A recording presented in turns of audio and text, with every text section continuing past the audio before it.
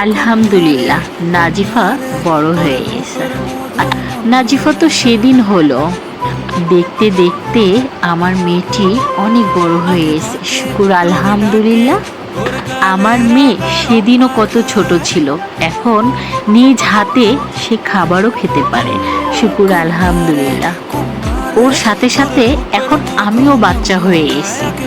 ওর সাথে হাসতে হয়, ওর সাথে কাঁদতে হয়, ওর সাথে খেলা করতে হয়। তবে আমার এই বাচ্চামি দেখে অনেকে অবাক হয়ে যায়, আবার অনেকে হাসি দেয়। সবাই অবাক হয় এটা ভেবে যে আমিও বাচ্চা মানুষ করতে পারি, শুকুর আলহামদুলিল্লাহ। প্রত্যেকটা নারী মাতৃত্ব হওয়ার পরে দায়িত্বশীল হয়ে ওঠে। এই দায়িত্ব ছোট না, অনেক বড়।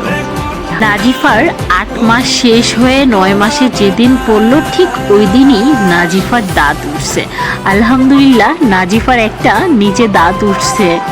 আমার মেয়ে আমাকে ছাড়া যখন কিছু বোঝে না, তখন আমার মনে হয় আমিও একজন মা।